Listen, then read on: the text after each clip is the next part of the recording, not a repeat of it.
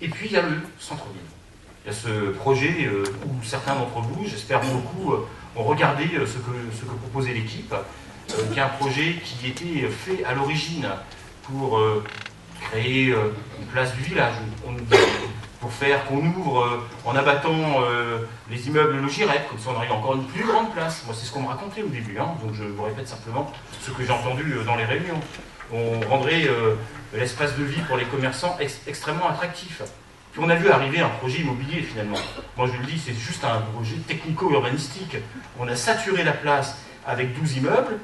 En pied d'immeuble, on dit bah, il y aura 3000 m² éventuellement pour accueillir des activités de service, on pourra accueillir des commerces. Mais dans le fond, ouais d'accord, on a saturé l'espace. Mais est-ce qu'on a créé réellement un cœur de ville? Que veut-on finalement quand on est un Fontenaisien et qu'on dit je vais dans un cœur de ville? Vous voulez aller acheter une baguette? Vous voulez aller au marché? Si possible, trouver une boucherie, un traiteur.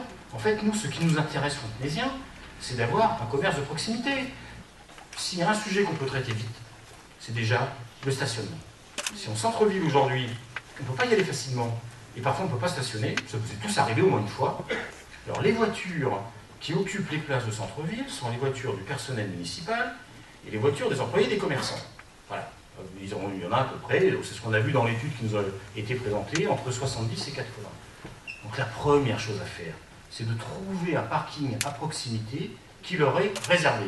Comme ça, eux, ils mettent leur voiture sur le parking à proximité, et nous, Fontenaisiens, on peut venir mettre nos voitures en centre-ville. Déjà, on a réglé un problème. Ça, c'est pas dur à faire.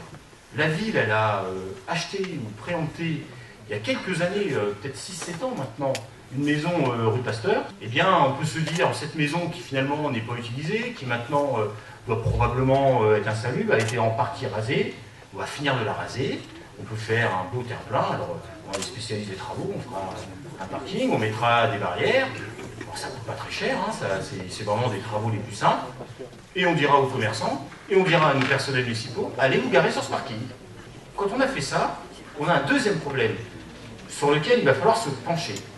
Puisqu'on sait que ce qui fait marcher un cœur de ville, c'est une boulangerie, c'est une boucherie, et que nous avons un marché, eh bien là je vous dis, il faut qu'on travaille, il faut qu'on regarde, il faut qu'on se dise, est-ce que tout simplement je reconstruis le marché ailleurs, et j'y adjoins à ce moment-là une boucherie, une boulangerie, un poissonnier qui veut se tourner vers la ville, qui a des intentions de participer au projet, ou est-ce que je rénove le marché qui est là? C'est un peu tôt pour savoir, il faut faire des études dans ce sens-là.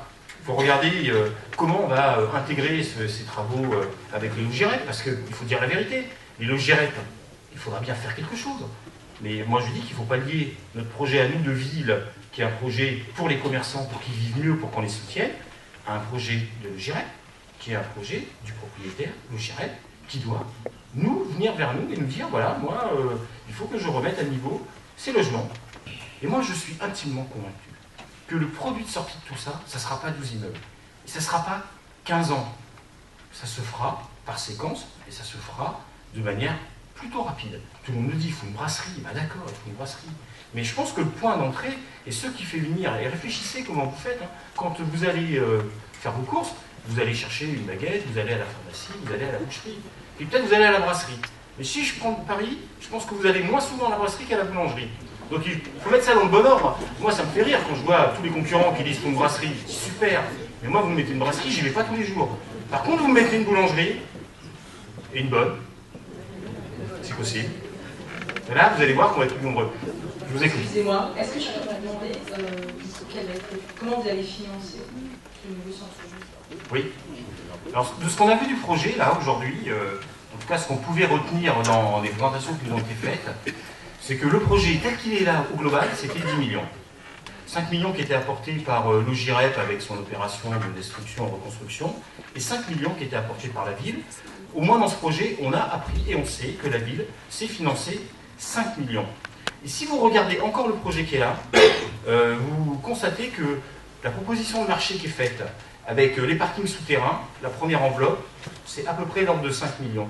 Ce qui nous fait dire qu'on sait retravailler le marché, comme nous on ne fera pas les parkings souterrains, on sait qu'on aura une enveloppe entre 3 et 5 millions pour faire ça. Et ça sera en deuxième partie de mandat, quand on aura récupéré l'argent qui doit sortir de la ZAC du Levant et on aura plus de certitude. Donc on n'a pas d'inquiétude pour le financement de ce projet-là, parce qu'on voit très bien le mécanisme financier que l'on peut mettre en place.